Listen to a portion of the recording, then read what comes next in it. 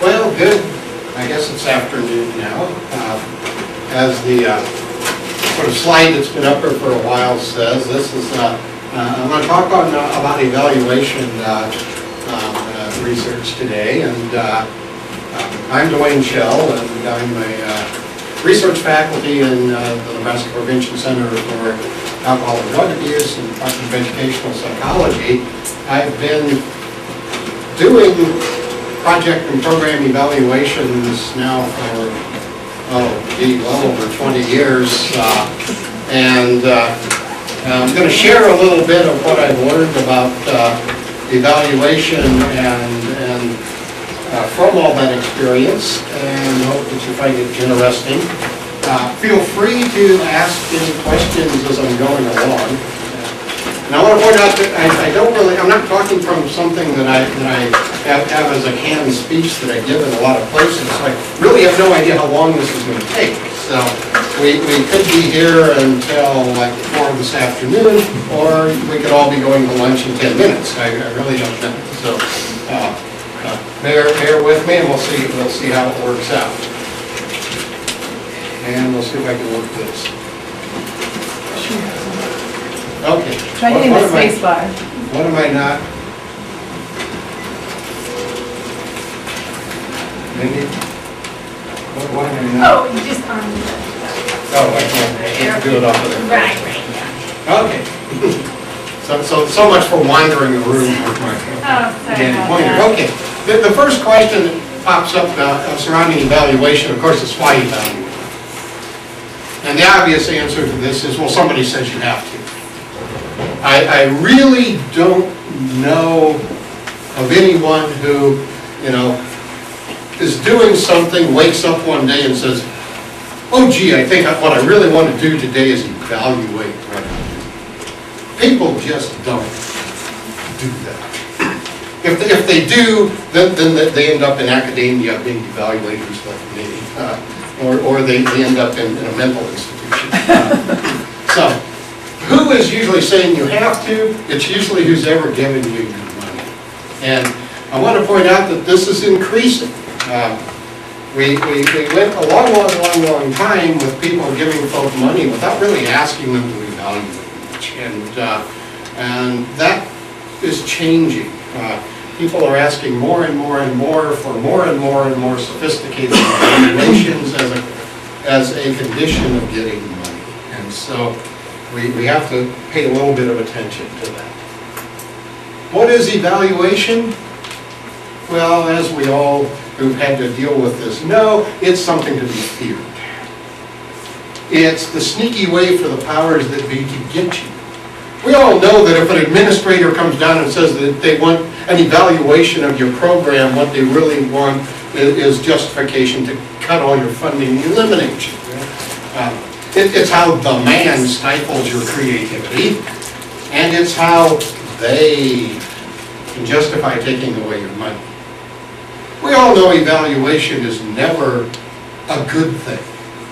Evaluators are generally thought of in the same way that IRS auditors are thought of. And I have to share my all-time favorite evaluation story that reflects this thinking. I was working on a project in Texas, and 4 of my grad students and I had been working for over a year with a group of teachers from schools in the communities and people in the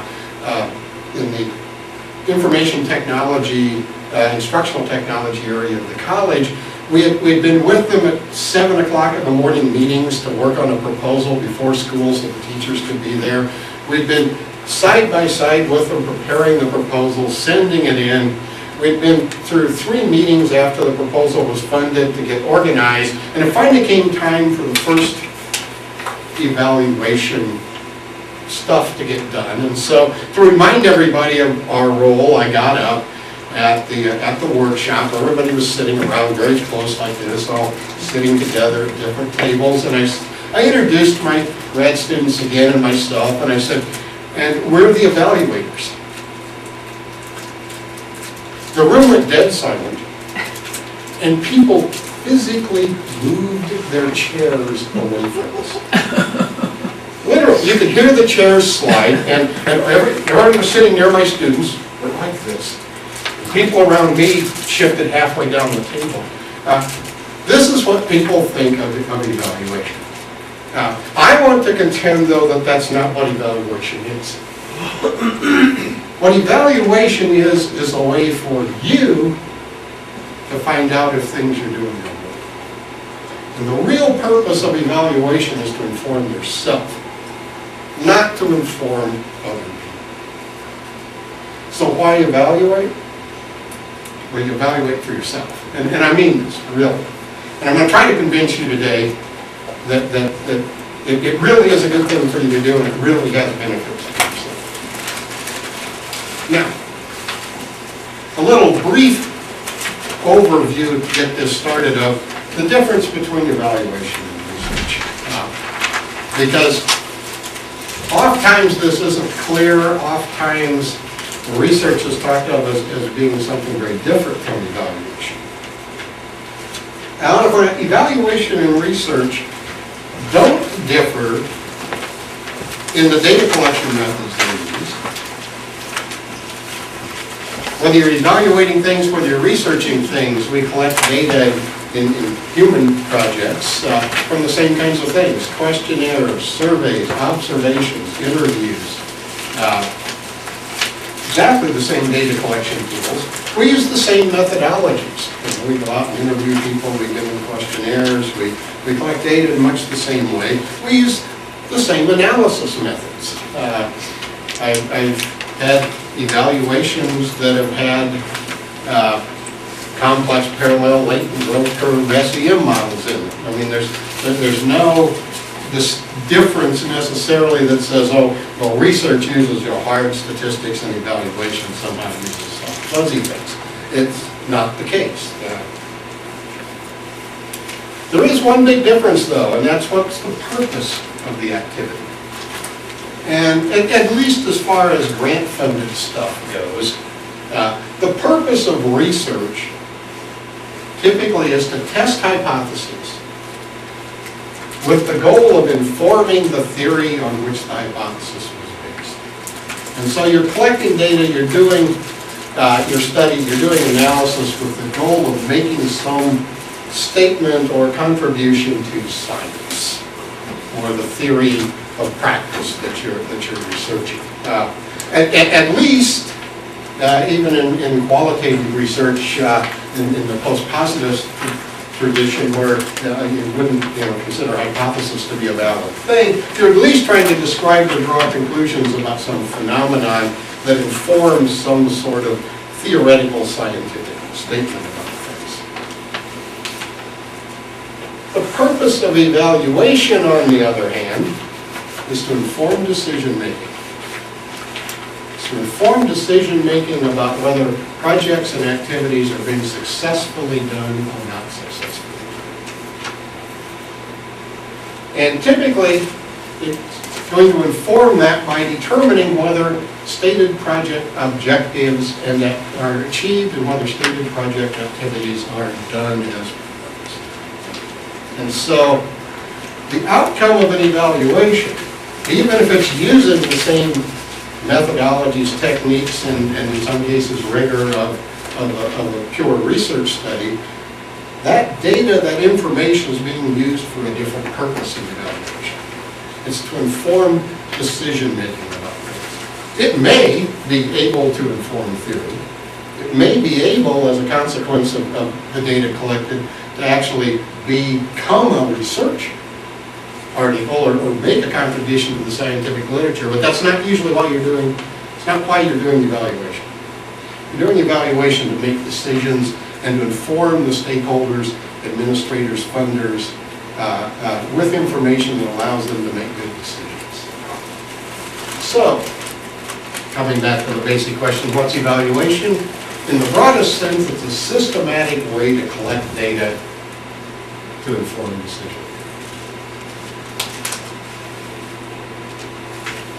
Looking at each of these components kind of in backward, informing decision-making, the biggest, if you will, issue that evaluation tends to run into or have to address is the fact that it's not possible to definitively answer decision-making questions. You can't conclusively from data answer the question, was the project successful? No matter what data you've collected, no matter what that data shows, this ultimately is in most respects, a political type of decision that's made. The only thing you can do is collect evidence that goes into making that judgment. This differs quite a bit from,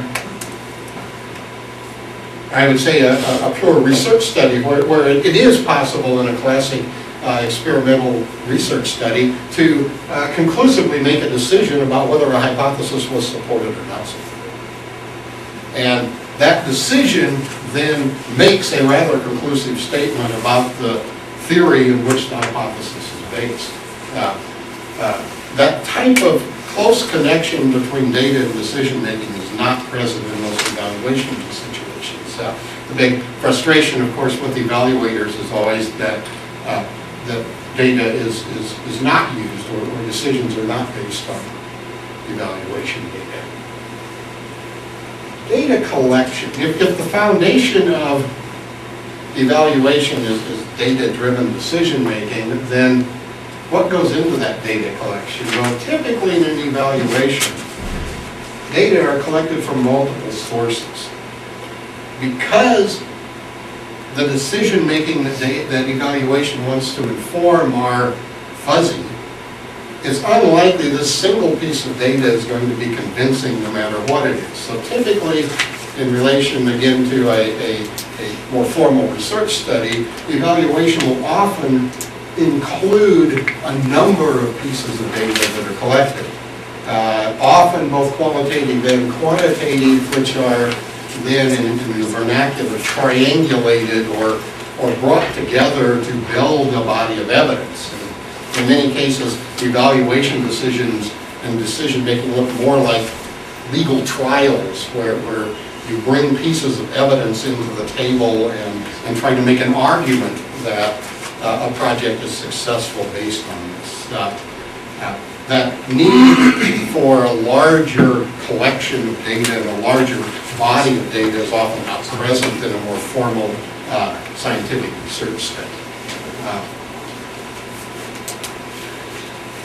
Evaluation is based in a systematic approach to data collection.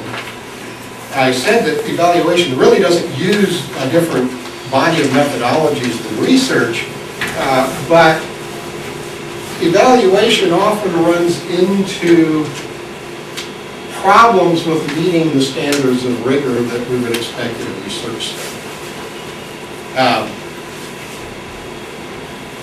Evaluation has the unfortunate, or sometimes fortunate, consequence of being done in the real world. And therefore, when we talk about applying research designs and research methodologies to evaluation, we always have the caveat of they're occurring in situations where our ability to control things is much, much, much lower than in the typical research study. I mean, if you're going to do a research study that are something of the level of, say, phase 4 clinical trials at NIH, NIH is happy to fund you with enough money to ensure, for example, that when you recruit your participant group, you can pay them enough money to hang around for 2 years for you to collect follow-up data so you have a nice body of data from which to draw strong scientific conclusions.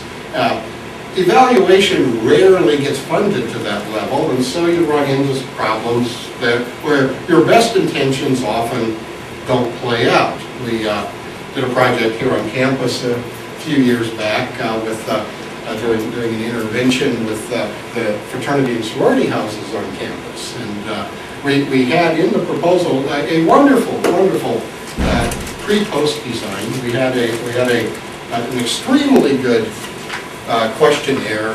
We had a good methodology for getting the students to come in. We had all kinds of cooperation from the chapter houses, from the nationals of the sororities and fraternities. We got everybody down for the pretest because they needed to do the pretest to get information for the actual intervention that was going to be done. Came time at the end of the semester to do the post-test, and like 20% of them showed up. Well, I mean, we didn't have the money to pay them to show up because the funding wouldn't have covered that. We didn't really have any incentive other than, you know, their good graces that they would come in, and frankly, for college students, their good graces typically is not enough. And so our best laid plans did not collect data that would satisfy the methodological rigor of a formal study. We still could take that data that we had and draw whatever conclusions we had with the caveats about people showing up and not showing up. We could at least go back and show that there wasn't a difference on the pretest between the groups that showed up and didn't show up. But you always, when you're dealing with evaluation, have to be aware in the context that things are occurring out in the real world, which is a lot messier than the typical research study.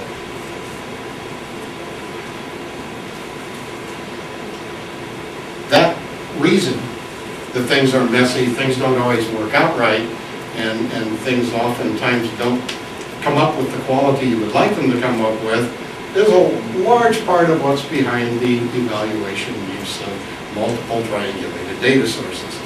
When you're doing an evaluation, it's never a good idea to have all your eggs in one basket, because the likelihood of that basket being dropped and the eggs being shattered is pretty high. And so you better have some other stuff if you're going to convince people to continue funding a project, or you're going to try to provide people with information for their decision.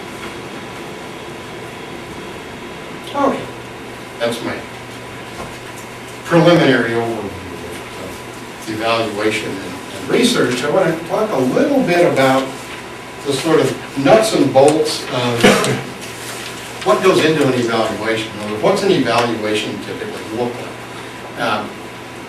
And I've got some examples we'll be talking about from projects on this campus over the past few years, and evaluations where I can show you some of the things that were done and what we learned from them a bit. Evaluation has essentially 5 basic components.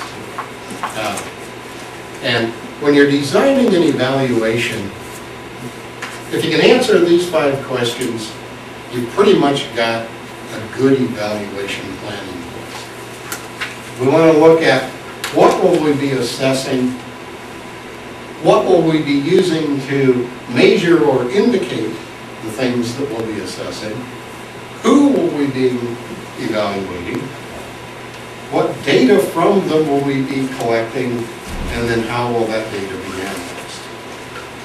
And to start that off, what will be evaluated? Typically, we evaluate 2 kinds of things when looking at a project. We evaluate formative things, also known as process things. These are things like how the project worked, what activities are done. They answer the question, what was done? And so if we proposed a project where we're going to hold 10 workshops for teachers over the course of a semester on Saturdays, formative evaluation tries to answer the question of did we get the 10 workshops done the way we planned? We also have summative evaluation, also known as outcome evaluation. And the purpose of this is to determine what results were achieved from activities. So it's not really typically enough anymore to document that you actually held the 10 workshops for teachers over the summer. Over the course of the semester, funders are now expecting you to also document or demonstrate that teachers learned something, changed their behavior, acquired some new skill, or had some change in themselves as a result of going to your 10 workshops. If that doesn't occur, then what was the point of the workshops? So summative outcome evaluation is about what happened. And so when we're putting these things together, and when you read most calls now that from funders, be they foundation or federal or state, when they ask for an evaluation, you'll see both of these terms in those calls. They'll either be asking for both a formative and a summative, or for a process and an outcome evaluation. What's really changed, I would contend, over the last 4 to 5 years is the increase in the amount of people that are asking for this now. It used to be that particularly where educational type activities were not the main part of the grant. For example, the National Science Foundation now requires that no matter what your grant is about, it has to contain some sort of educational and outreach component. And they used to be just fine with, oh, we're going to go do some, you know, little hands-on activities for half a day in school somewhere, and if you could if you did that, that was fine, and they only asked for an evaluation of showing that you actually did what you said you were going to do. Now they're starting to ask you to document that the kids who experienced your half-day workshop learned something about science, or changed their attitudes about science, or had some effect from doing that. And yeah. Would you find, HUD uses the logic model, would you find the logic model in the summative evaluation, or the formative, or both? It's in both. And I'll actually get there a little bit later. I'm going to talk about logic models. So I'll try to flesh this out some more. So what do you typically use for measures? Remember the 5 questions. What are you evaluating? Well, what are you evaluating, or what was done and what happened? What measures or indicators do you typically use for these? Well, formative evaluation generally looks at measures like completion of activities, attendance, adherence to timelines, meeting budgets, documenting that things were done as they were intended to be done. Now this can be very simple or very sophisticated. In some studies, for example, of curriculum methods in classrooms, one might be very sophisticated in trying to document that if teachers were taught a specific instructional strategy they were supposed to use in a middle school classroom, that they actually use that strategy. So you might be sending people in to observe classrooms over a rather lengthy period of time. And it could be very involved to understand and document that things were done as they were designed to be done.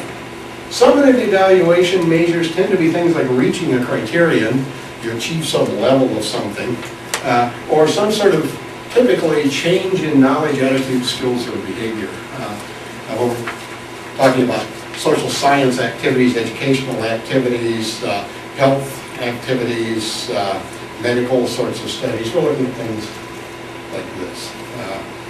Do people learn something new? Do they learn a new skill? Does their drinking behavior change?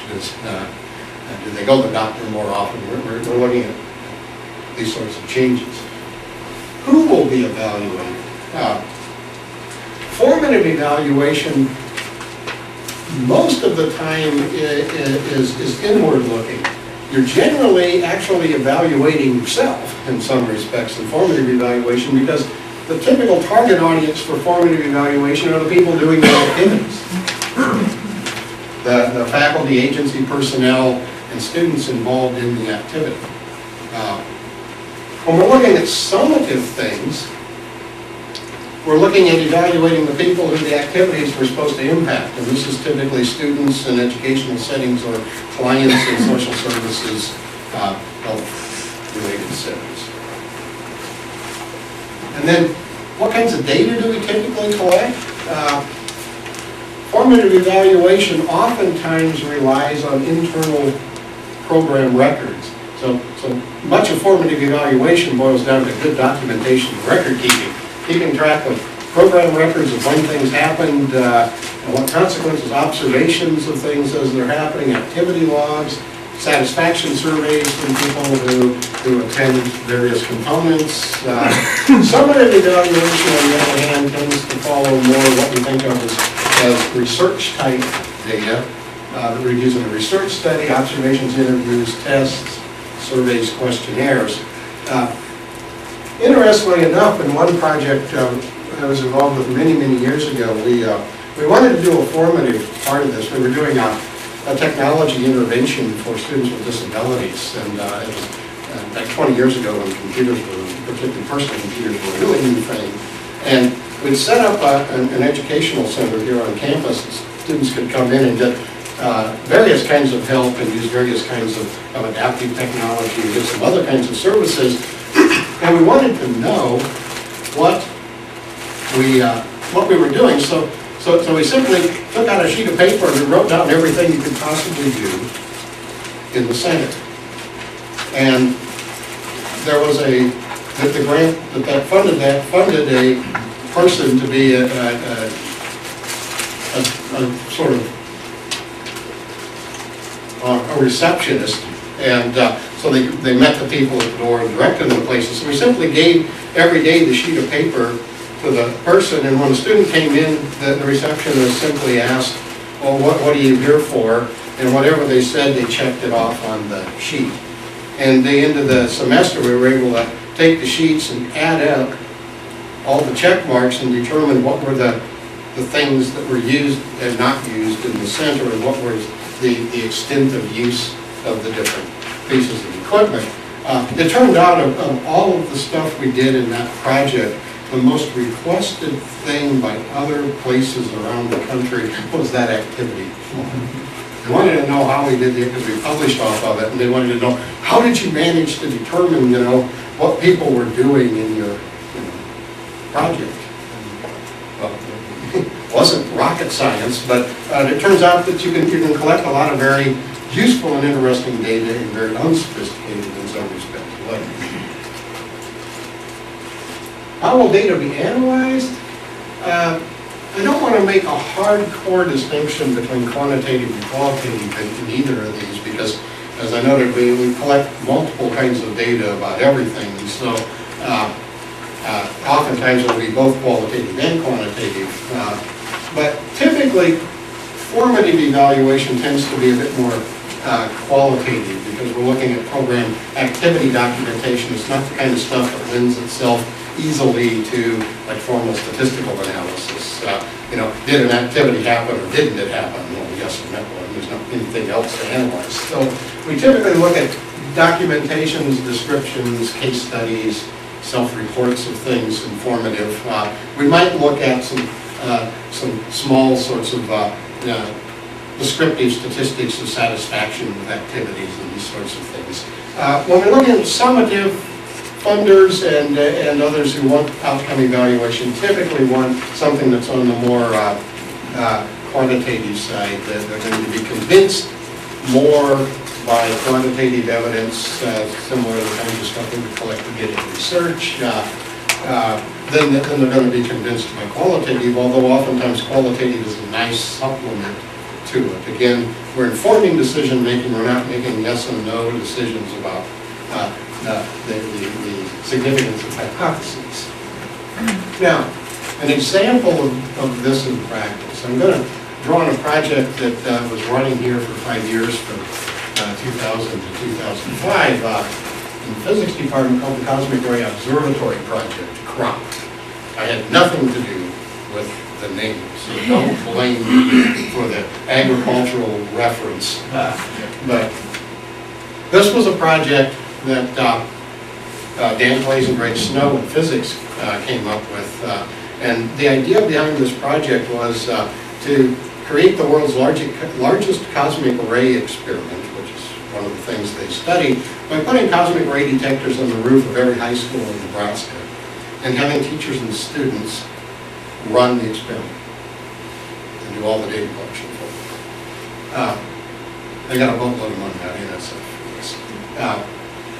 One of the goals of this was to establish a statewide network of expert teachers who could continue this project locally after the funding was done and after they were trained here at UNL.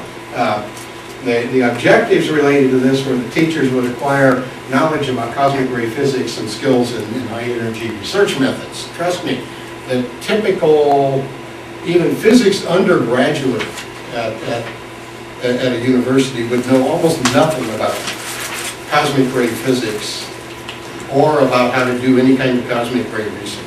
It's a very, very teeny subatomic physics specialty.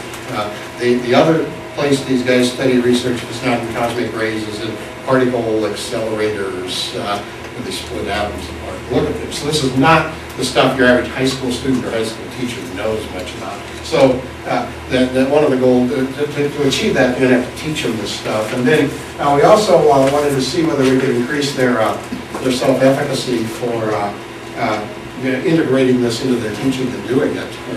Those of you who are have any background in psychology and education probably know a little bit about self-efficacy. It's a construct that originated with Albert Bandura. The general idea behind it is people will not do things they're not confident they can do. So if you don't think you can do something, the likelihood that you're going to do it is pretty small.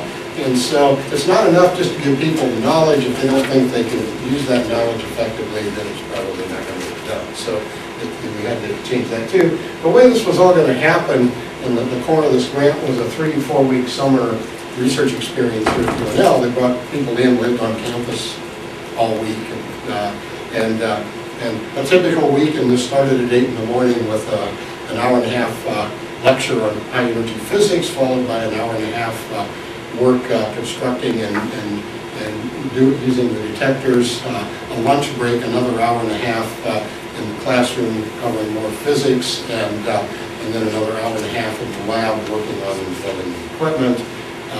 And this went on like this for from 8 to 5 days a week for 4 weeks. It's a very intensive experience. So for the formative part of this, what did we evaluate? Well, what activities were evaluated? Well, we evaluated the components of that summer research experience by measuring whether things were done, satisfaction with things, participants' subjective evaluations of whether workshop goals were achieved, and their evaluations by the participants of how effective each individual activity that they were involved in was. Who was evaluated? Well, the participants of the project. What did we do? We used interviews and rating scales. The interviews over the 5 years actually evolved from being face-to-face to being actually conducted on computer. The open-ended questions were provided. People just typed in their responses to them. We did content analysis of interviews, frequency, and descriptive statistics. What did that kind of look like? Well, here's some of the interview questions. What was the most effective part of the workshop? A couple of the comments that teachers provided us in the interviews. And then these were sort of content coded in a couple of weeks when Ron Schultz comes in and talks about qualitative data analysis. And talk about this kind of stuff where you try to content analyze and group and cluster responses to get a picture of the patterns that might exist in qualitative responses. We also gave these kinds of rating scales, asking them to rate the usefulness of classroom lectures on each of the general topics and different kinds of lab sessions. And these, you end up with these sorts of rating scales and descriptive means and frequencies of things. For summative evaluation, well, the outcomes are the outcomes, the two objectives. Teachers increase knowledge and teachers change their self-efficacy. What did we measure? We measured knowledge gain and achieving criterion levels of knowledge. It's not enough here that we just get, a statistically significant increase in knowledge. That's virtually a given there because the interim knowledge of everybody's pretty much zero. And so, getting 3 right on the post-test is probably going to be statistically significant, but it's probably not going to indicate a high enough level of understanding to actually go back and run the damn experiment. So we want to look at both gain and terminal criterion, and then that change in increase in efficacy, and again the terminal criterion. For this goal, who did we evaluate? We evaluated teachers. We collected pre- and post-workshop tests of cosmic ray physics and research and of self-efficacy, and then we used dependent t-tests and their standard sort of pre-post to measure statistical design. Give you a sense of what we asked them on here, just so you can really, you know, and trust me, I can't answer any of these, and I sat through 5 years of this. So it's fairly sophisticated knowledge that's been assessed here. When we did teachers pre-post tests in this year, out of 22 questions, their mean pre-test score was 5. Their mean post-test score was almost 20. So we raised them up to, you know, almost a 90% on average level of criterion significance. This is what the self-efficacy assessments look like. We were asking about their ability to incorporate lessons and activities. We again did pre-post on these, and we raised the efficacy levels fairly significantly, and we again. So we can take that data and make the argument that this project, you know, had some success in achieving that goal of creating a cadre of expert teachers who possess the necessary knowledge and competence that do the project. Another formative evaluation example. And this comes from a recently funded grant, and this was what the formative eval section of the proposal itself actually looked like. This one, we're trying to do a test or implement a web-based brief alcohol intervention here on campus, and to do that we had to design the computer program that runs that and everything. And this is the formative test, one of them of that computer system, where what we asked students, what we proposed to do is to get students to go through, take it, and then provide us with a series of systematic responses to how well did you like it, what did you find good, bad, and how we were reacting to it, so we could go back and change the program. The summative side of that is to show you that we don't necessarily propose in evaluations things that would look pretty much like a standard research design. We propose a pre-post trial with looking at having people take it and coming back in 6 weeks later and take it. This was the first go-round of this. When we did it again, we actually included a control group, and so it gets more and more sophisticated as it goes. Now, this term came up a little bit earlier. When you're planning evaluation, how do you plan? You know, if it's a systematic linkage of project goals, objectives, activities, and outcomes that evaluation is looking at, the foundation for this is something that's come to be known as a logic problem. It's the new terminology for it. You'll often see, particularly application type proposals where you're going to do a project or an intervention or an activity, a service type grant. We'll ask explicitly that there be a logic model included with the proposal. How do you create one? Well, logic models exist to clarify that the goals, objectives, and program activities are explicit and make sense. So I'll ask this question. High school physics teachers and students will attend a 3-week hands-on summer research experience in cosmic ray physics at UNL. Is that a goal? Who thinks it might be a goal? Obviously, I wouldn't be asking if it was, right? This is the single biggest mistake made in planning for projects, grants, and evaluations. And that mistake is to write an activity as a goal. Generally speaking, whenever I get asked to look at proposals or to come in and be an evaluator, and I get a proposal from people, particularly if they haven't done lots and lots of them, the first thing I'll see is that goal number 1 is something like this. When we did the Cosmic Ray Observatory project and I was handed the initial proposal and coming on board, the first draft, this was goal number 1 of the project. And I had to point out that it's unlikely that NSF is going to buy this as a goal, and it's impossible for me to summatively evaluate it because what can I say other than the activity either happens or it doesn't? There is no outcome here that can be measured in any way.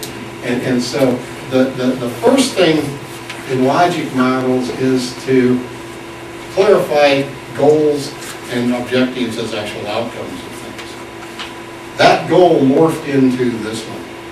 Because the question is, after everybody comes to that summer activity, what's the result of it? Well, the result of it was to establish that things that are measurable to and measure and collect fairly convincing data about it. When we develop objectives, well, again, I'm going to read these. When we put that together, well, we take objectives and we say, okay, what can we do, or what sorts of objectives would indicate that that goal has been achieved? And so, well, if they acquire knowledge and they acquire the confidence of utilizing that knowledge and implementing it, then we can probably say, or at least argue that we will achieve that goal. Now we can come down and add this activity and say, yes, we've got something here that connects. When you evaluate that kind of logic model, you're simply asking the step back question, are objectives related to the goal? Do activities implement the objectives in the goal? And will the activities result in the objectives? Seems simple. So again, when we go back to crop, and we look at its logic model, it seems like it makes sense that it fits that criteria. I want to put a couple of others up.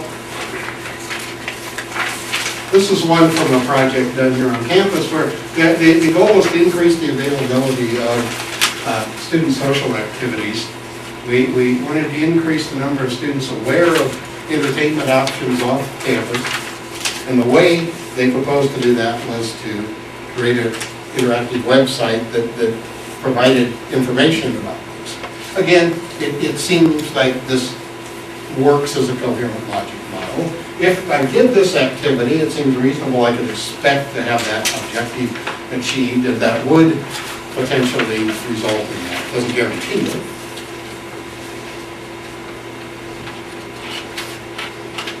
How about this one? Comes from the same project. We're pretty good here. I mean, if we drop the number of alcohol ads in these newspapers, we surely would reduce high-risk marketing going on in the community. But would this activity have any chance whatsoever in doing it? No, see, this is a logic model failure. And when you get a logic model failure, the eval implications are that, it doesn't matter. If you do this and you do it effectively, it's still got no chance whatsoever of achieving this. So this isn't going to happen. Yeah. I'm having a hard time seeing the difference between a goal and an objective. Is an objective more specific? Okay. Yeah.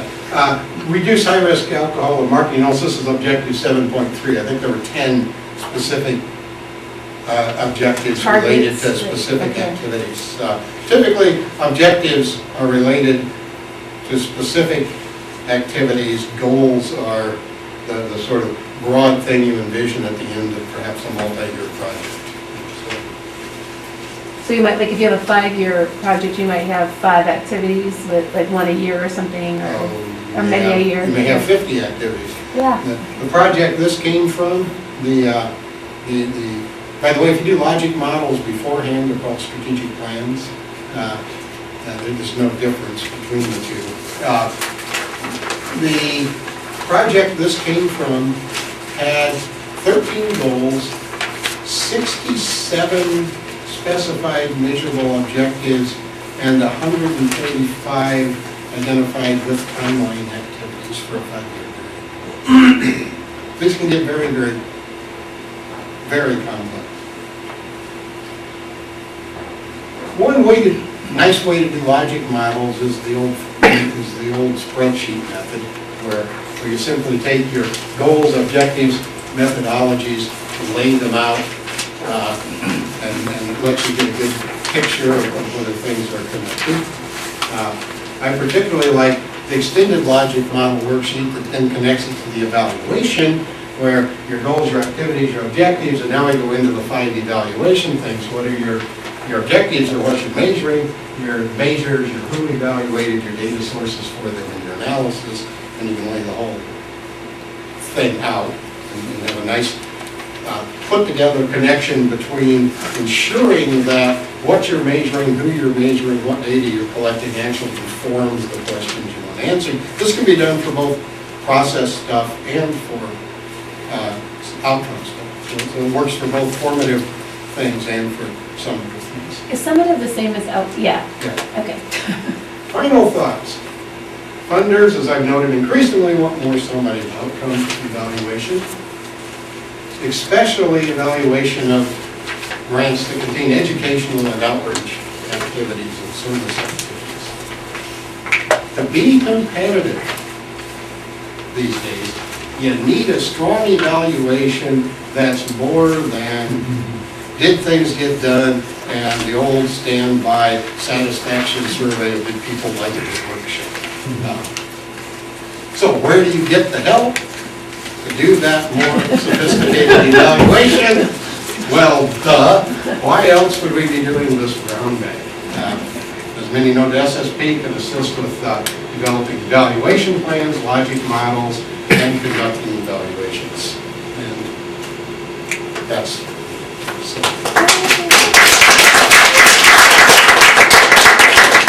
Yes, I want to put a plug in for that last part. The SSP court is where you can get help with any of this stuff. So, any questions? Yes, I just had a person evaluate a large grant that I had.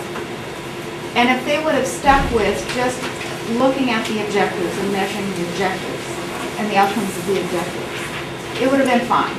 But there were a lot of other implications that happened, a lot of other things that happened as a result of the grant.